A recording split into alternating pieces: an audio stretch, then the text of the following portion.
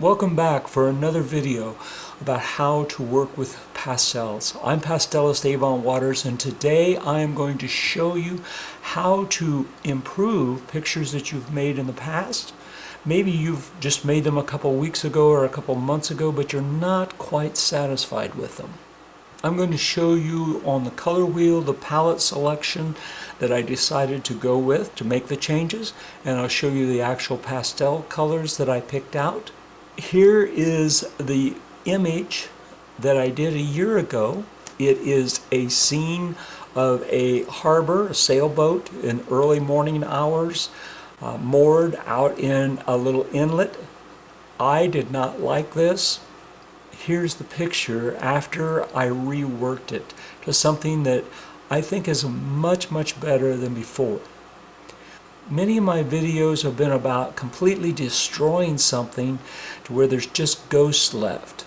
This particular piece I liked enough. I liked the concept and I liked a lot of the feeling left in it when I did it last year, but I just wasn't happy. Many times we grow as an artist and we see, in this case, like a year later, what needs to be done. Many of us, either on our shelves or in our studios, we have paintings hanging up knowing, okay, they aren't quite done yet. They're not quite the way we want them. And sometimes we pull them off the shelves out of stacks several years old. This video will help you find ways when you're not ready to destroy a piece, but you like the concept, and I want to show you how I went forward to make a painting that was much better than the original concept that I did a year earlier. So let's get started and I'll show you some of that. Here's the color palette I have chosen. I'm using a modified split complement. Typically a split complement would be to use this and this color with its complement. In this case it would be the yellow-orange. Using the yellow-orange to make your grays out of the blue and violet. My modifications are the fact that really I'm using a split analogous.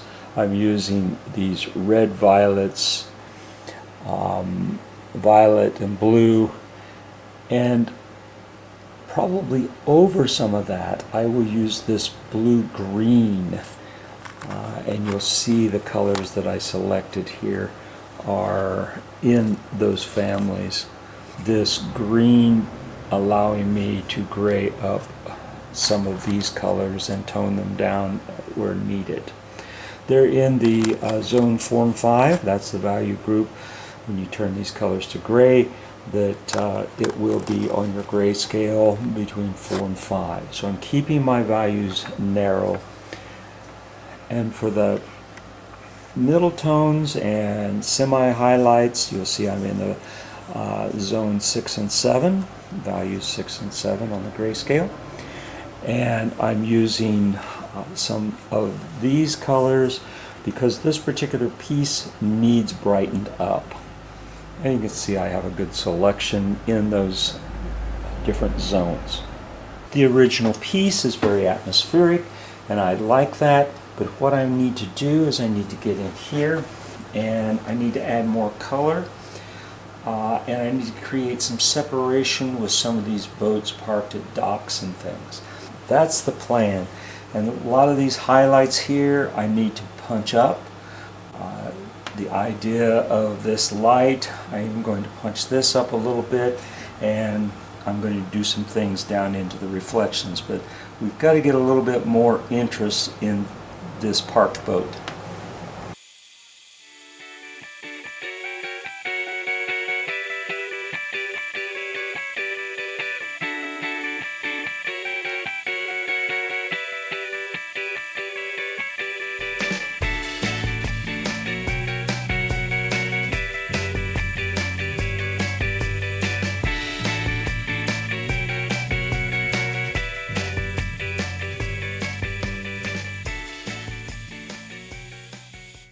Although this has a little bit of yellow in it, and I had used yellow in the first version of this. I am going to go over it with some violets because the yellow is just too bright for no sunlight to be out there. This is more of a pre-dawn piece.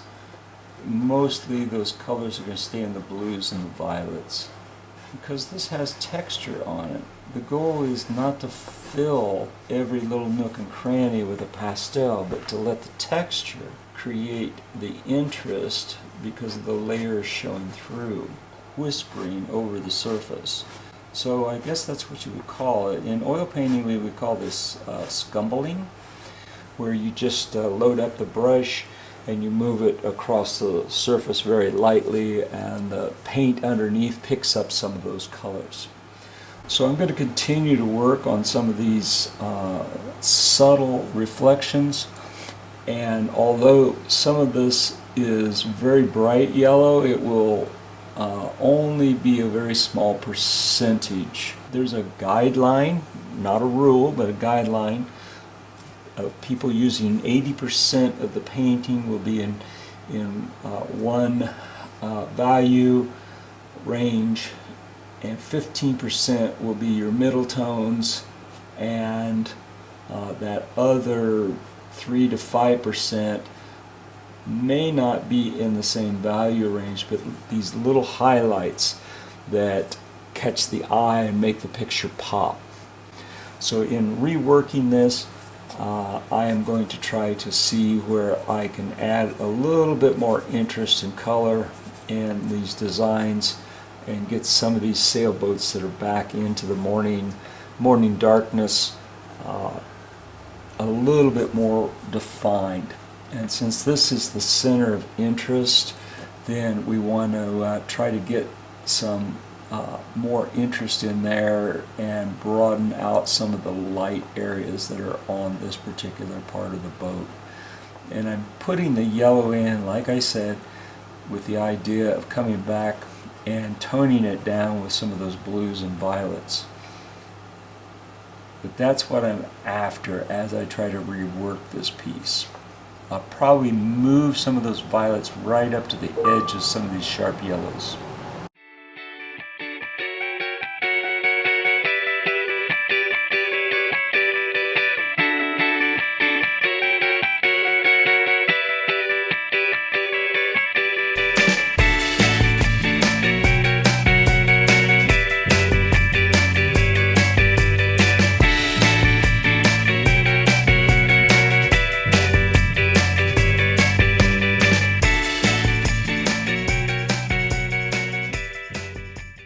Now that I've lightened parts of this boat and I've kept this part of the boat, this particular boat has a lot more sharpness.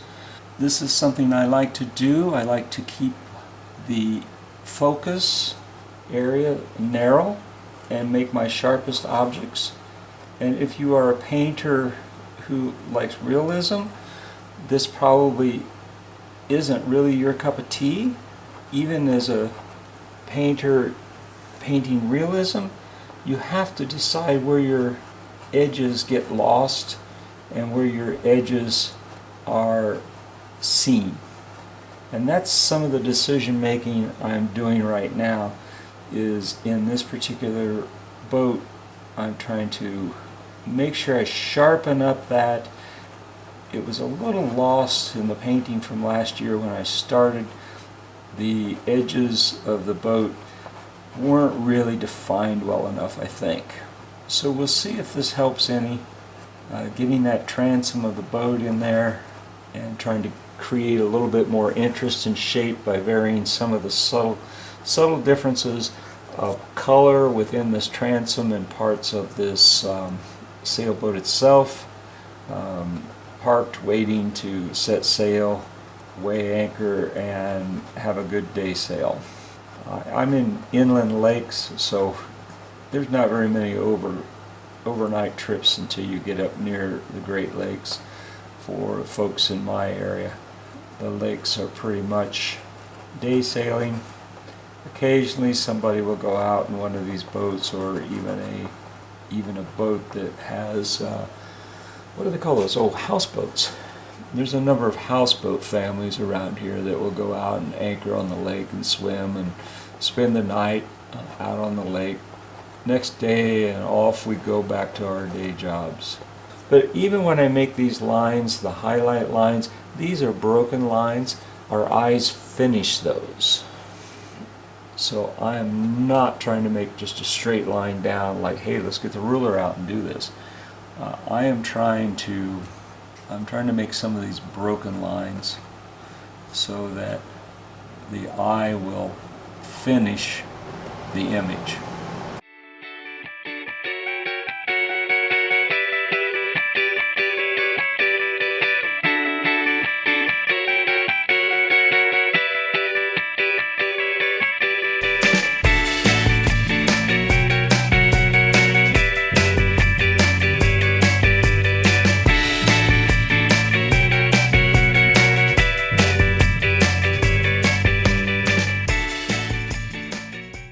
Now I'm seeing if I can get just the hint, and that's all I want, is just a hint of some structures in the wee morning hours over here. Some of the cabins that go along these lakes, but I don't want them to overpower this center of interest or this little section over in here. I've added a dock. That may stay, it may go, but I'm trying to get just a little more interest in some of these areas without overwhelming the painting itself and making it spotty. This is a nice little lilac magenta. Will contrast well just with just a few marks. So I want to get those marks in there. I want to keep the shoreline somewhat undefined. You know there's a shore there, but you don't know exactly where the shore ends and the water begins until you get well out into the lake. You may put some marks in here just to break up these areas. I got a lot of vertical mass of sailboats there. Just a whisper across this textured surface. You just lightly mark making. And you're letting the texture pick up some of these areas that are the texture just by lightly dragging this across will pick up just a little bit of whatever pastel you've got in hand. And that's what we're looking for. And I think I want an element coming off of this light, bringing us into this, but I got to be careful. I don't want to make it cartoonish. I just want just a few little highlights as though this is coming across, coming down, then flattens out on this plane going back this way. You got a plane this way, you got a plane coming out this way. So I just want to see if I can get a few of those hints out in there. Very delicate work trying to redo this.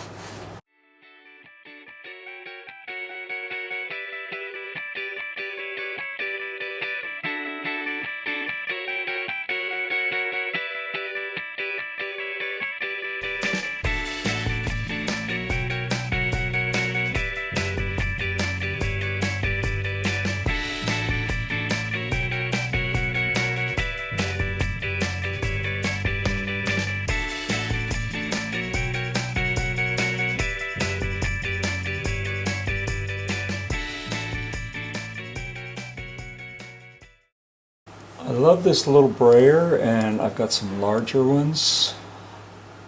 Carol Strock Wasson showed me this when I was taking classes from her. And the neat thing is this sharp little edge for these masts will make them blend in yet still show up just subtly into those areas that we want the mast. And this pier, these piers along the docks, to try to get those horizontal elements in there that a yacht club would have. I can't tell you whether this lake calls it a yacht club or just a sailing club. But what this does too is it helps blend some of those harsher violets in with the blues and other things, and so I'm taming those down a little bit. I think I still have to tame them down. Having this much texture all over after having brushed on gesso is to leave these areas untouched, which show a lot of layering and a lot of texture, but then it just gets busy. And so I have to make an artistic judgment about how much to flatten out and how much to bring back as I end this and scumble over some of these areas so I can create that misty morning effect, because this roller will eliminate that misty effect, and so I have to be judicious about applying it. And this roller was great for sharpening up the edges of those, but they're still, because of the texture, they're not pencil sharp. They are just sharp enough to make these resemble cottages set off into the morning mist. Just something up and in there. And this little reflection underneath this dock, this helps level that plane also. I'm getting close to where I can put some highlights in now and reestablish some of that fog that's up around the boathouse or yacht club.